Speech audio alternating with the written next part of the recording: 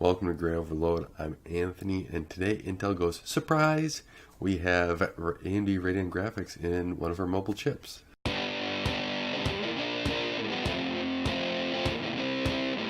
So Intel announces their Core H series for the 8th generation is going to include AMD Radeon graphics. Maybe one of the worst kept kind of secrets, or this rumor mill that's been going around that there's something going on between AMD and Intel. But now that we know it, it's still shocking to me that there's something that there was collaborations between the two, and that they moved past a lot of their differences to get to this point, which is also probably great now for the industry to be able to have more opportunities with these devices. As Intel said here, is that the average system in the Core H, in that series, of that powerful series, is 26 millimeters in height. So the devices that are 26 millimeters, but you got thin lights, as Intel said, that are trending down from 16 millimeters or less, and some are like 11 millimeters. And so they were thinking a way of how to improve this, and they went to AMD. And with AMD, they were able to create this semi-custom graphic chip that's on these, and they also use HBM memory, so that this is all on one chip, reducing 50% less board, or up to 50% less board space on there, which allows for more opportunities for different devices and different form factors as well, especially for the creators, and maybe even some gaming in some scenarios, that this is now benefiting those areas so that they can have devices that are moving forward as well. And getting a little bit more into this, like I said, this is including HBM2, first product, mobile product that's including HBM in it. So we haven't seen this from AMD at all. AMD has their APUs, but they haven't had any memory like this on there. So this is the first time there is. And then they're also including the discrete graphics chip as well from AMD Radeon Technologies Group. It sounds like this is from their the semi-custom unit was able to design this for Intel, and basically Intel's buying all these semi-custom graphic units as well. What the really interesting thing to me is, though, is this embedded multi-die interconnect bridge. And the reason why it's interesting to me is that this is how Intel is basically connecting everything together in what I'm understanding by it.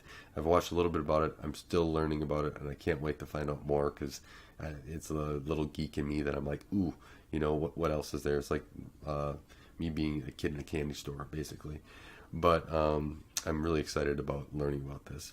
But the heart of the design is this EMIB, which is the Embedded Multi-Die Interconnect Bridge, which is a small intelligent bridge that allows heterogeneous silicon to quickly pass information in extremely close proximity. So basically, and that's what Intel says about that. And this eliminates the height impact as well as manufacturing and design complexities. So that's a little bit about background of what Intel is saying about everything here with this EMIB. And this is going to be the first consumer product with it out from Intel. So Intel is basically introducing this in here. But what it's going to help do is balance the power between a high performance processor and a graphical subsystem to achieve and for memory as well, because memory needs something as well, to get that high performance that you want out of a device. So no longer, as Intel goes through, do you have to determine, do you want a portable device or do you want a powerful device, right? They're trying to merge that gap between the two, and I think it's great. I'm really excited about this. HBM is a much smaller space needed to take up than GDDR5, so that's one benefit of using HBM, and I'm glad that it also takes less power than GDDR5, and I'm really excited that it's the first product to actually have it in it as well. Very excited about this overall. The power sharing, I really want to dive into that. And at one point, if I get my hands on one of these devices, I really want to take a look and see how that exactly works, and where the performance, how it differs in certain scenarios. But it sounds like Intel's been working on this and tuning it quite a bit to be out there.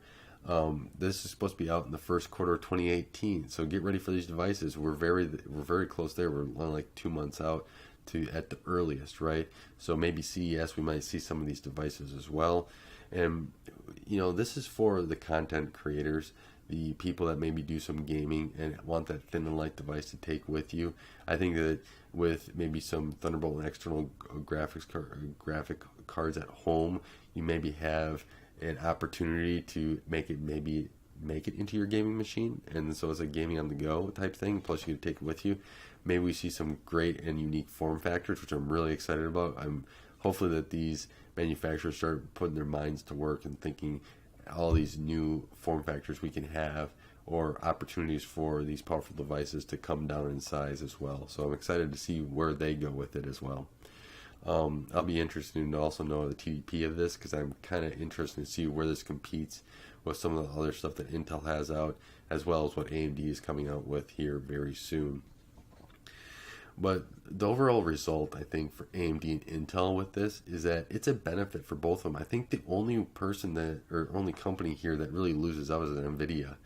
Is that Intel decided to go and, Intel's paid a lot to NVIDIA over the years with a little licensing deal, but now they have a company where they're buying all these graphical chips for, adding them on to basically their processor, and now selling them and a pretty powerful, in that matter of fact, for that processor. Hopefully, that's what it's going for, is that more high performance, higher powered system.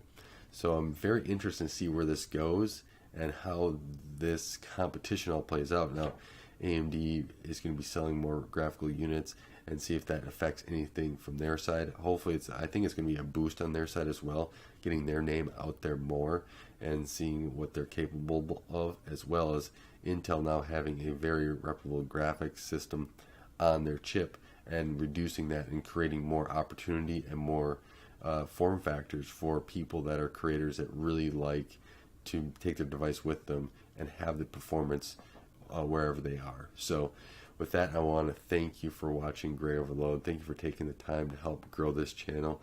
It's been a great blessing to watch as this channel grows, and your help to help it grow.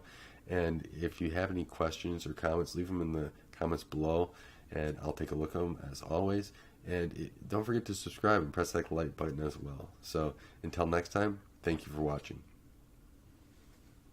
Thanks for watching Graya Overload. If you like this content, be sure to subscribe.